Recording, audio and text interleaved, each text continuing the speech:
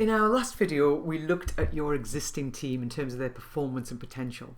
So in this video, I want to share how to get the most out of the different individuals in your existing team, to build a team that appreciates each other's differences, where there's respect and understanding, a high-performing team fully in flow. I think you'll agree with me when I say that we are not all the same. We all work in different ways, we all have different styles, different characteristics, quirks, foibles.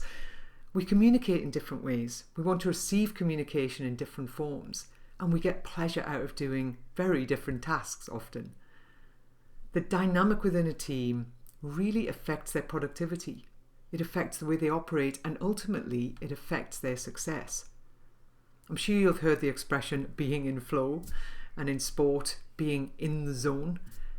And that it simply means being in that mental state when we are fully immersed in an activity, when we are energized, when we are focused, when we're fully engaged and really enjoying the task. If a team's out of sync, out of flow, things happen slowly or not at all. They're less accurate, they are absent more, they become demotivated. All the signs of a poor culture.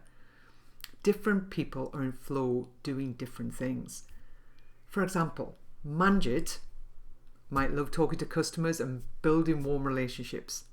But Bill would prefer sitting in front of a complicated spreadsheet looking for the tiny error that he knows is in there somewhere.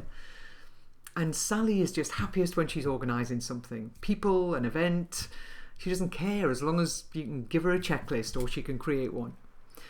Different people also prefer to get their information in different ways. So Manjit wants to have a little relationship building chat before you tell him what you need to tell him. Bill just wants the facts and quickly, just tell me what you need to tell me and then bugger off. And Sally wants to know the what, the where, the why of what you're telling her so she can add it to a list and prioritize it accordingly. Your team are all different. So how can you give each of them what they need? How can you get really clear about who they are and how they operate beyond your normal day-to-day conversations?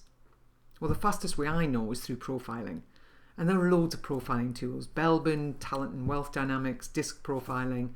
But the best in my opinion, certainly my favourite, is the team contribution compass, which helps you to understand the profiles and the natural energies of the people that you're managing. A lot of profiling tools put individuals in a nice, neat little box.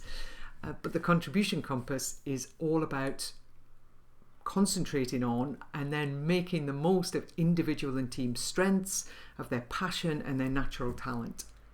It helps each individual to understand the quickest and easiest way for them to get into flow and to stay in flow. The profile assesses personality, it assesses strengths, productivity, values and behaviours. So it gives you and your team the opportunity to focus on strengths and to support each other in areas that you aren't naturally drawn to or perhaps good at.